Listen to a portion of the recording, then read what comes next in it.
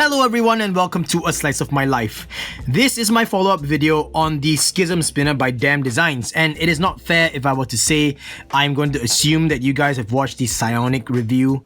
So if you want to, just check that out. But anyway, I'm just going to take it that you did not, just to be fair, and let's just have a quick recap of this, okay?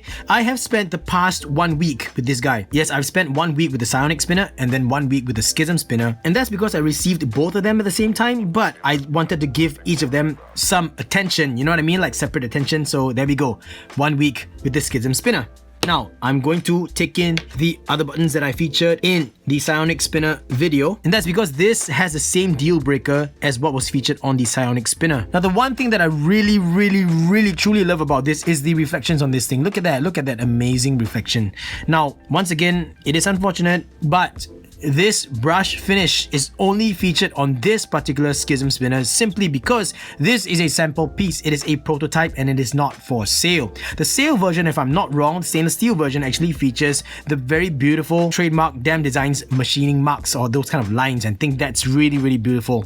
The copper one should be a brushed or semi-polished finish if I'm not wrong. I might be totally wrong. And the titanium one I think is going to be brushed like this. But for the Schism Spinner, there is going to be an upcoming Damascus option. So if you guys are crazy about Damascus steel, please stay tuned for that. Okay, stay tuned for that because Adrian has actually shared some sneak previews. So head on down to the Damn Designs Facebook page and check out the pictures over there.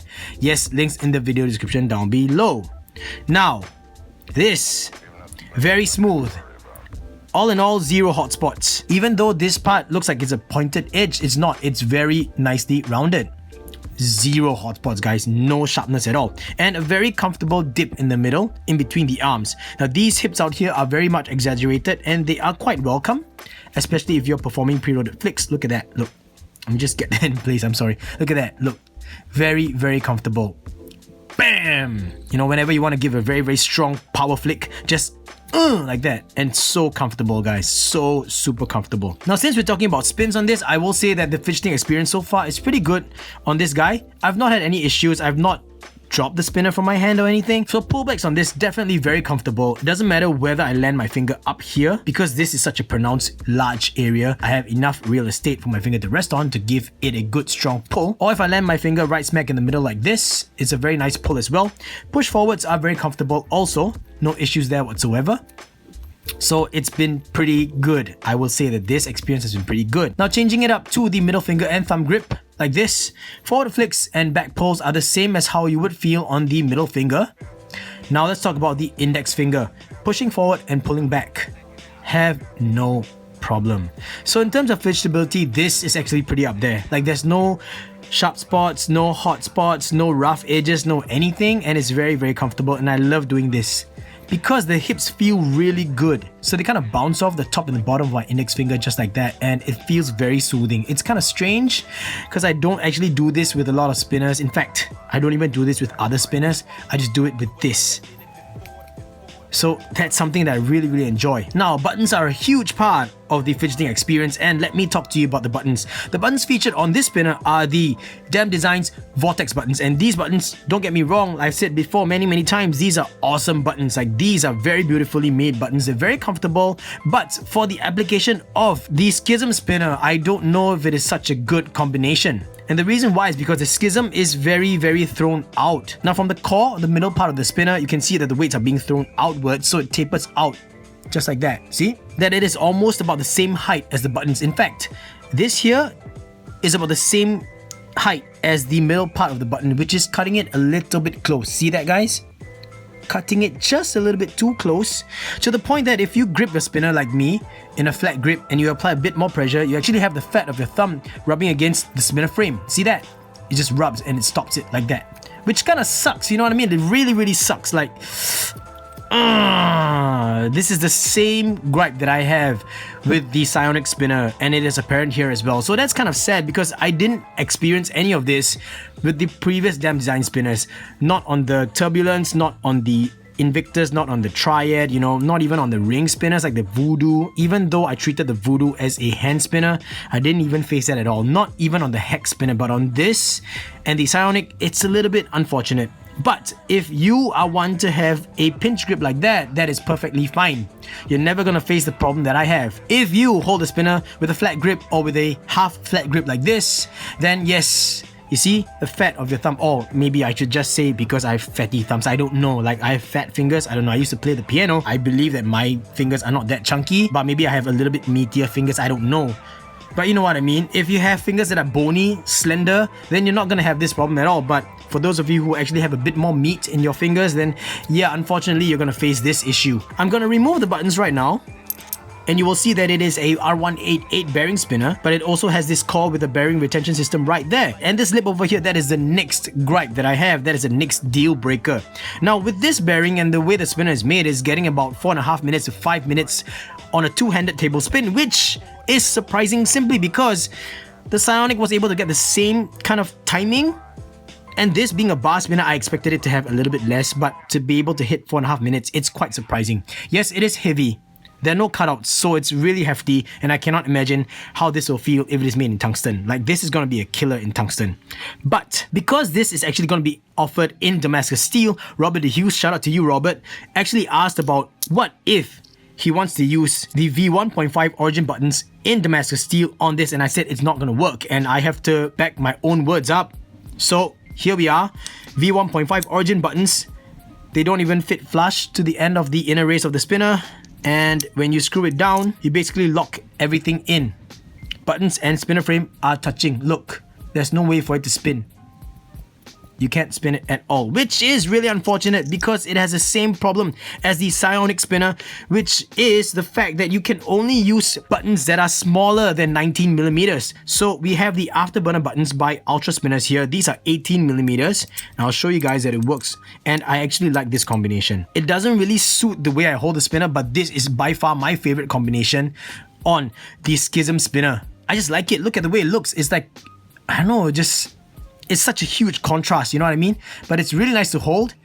And because the Afterburner buttons are so tall, the meat of my thumb, or the fat of my thumb, never ever touches the spinner frame.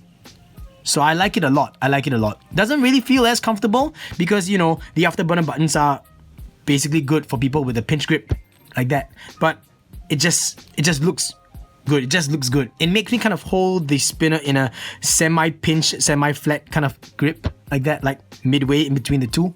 But no gripes there, and I really love the way it looks. This is by far my favorite combination. Moving on to the next set of buttons, which will be the Byton buttons. Yes, the VC EDC Byton buttons. Quite nice. Looks almost like stubby buttons, right? But it's not because, well, stubby buttons are press fit, and this is not a press fit spinner. So very flat. Very flat. Not for me because I like buttons with the dish, but at least you guys know that it is tall enough that the meat of your fingers don't actually touch the spinner frame. It's another option. And last but not least, of course, is the Kong buttons that majority of you already have or should have, because Kong buttons are just awesome buttons. So here we go. Kong buttons, which are 19 millimeters in diameter on the Schism Spinner, just like that. And a lot of you are going to enjoy this look because, well, it looks very clean. Makes the whole thing look very minimalistic and very, I guess I could say the word zen. The reflections are all very nice. See how the reflections out here look like they kind of like holographic when you kind of turn it from side to side, so you have the kind of kind of effect. Can't believe I just did that. But you also have these lines on the inside of the buttons that are just cool. It looks kind of mesmerizing. See that? Looks like an eye, right? I'll stare into your soul kind of thing, but it looks really good and it feels good. Like this itself, just having the Kong buttons on the Schism Spinner just improves the entire experience 100-fold. And I kid you not, I really mean it, like 100-fold, like for me, at least for me. So that is a huge deal breaker that, well, you guys have to get over, because that inner lip over there limits you in more than one way. Number one, you cannot use buttons that are for press fit spinners. Number two, you have to use buttons that are 19 millimeters in width or less. So that's kind of unfortunate. You know, it's such a well-made spinner and it's such a well-made button that's featured on this spinner. Vortex buttons are really, really good, but they just don't go together in my opinion. Alright, so it is unfortunate everyone, but that is the harsh, honest truth. But apart from that, I'm a bar guy, so yes, I do enjoy the Schism, but do I enjoy the Schism more or the Invictus more is always the question that I find people asking, and I will straight out say that there is a reason why I haven't done a follow-up video on the Invictus spinner, and that's because the Invictus spinner is my number one bar spinner. Okay, just wanted you guys to know. So those of you who have been asking me for a top 10, at least you know my number 1 bar spinner right now, okay? It's been my number 1 bar spinner since I got it. So this itself, it looks nice. I like the way it's made. I like the look of it overall, but the proportions are a little bit strange to me. Looks a little bit too exaggerated. Looks kind of stumpy, if I were to say it. Looks a bit stumpy compared to the Invictus, for example. But it's able to get pretty solid table spins, 4.5 minutes to 5 minutes on a two-handed table spin.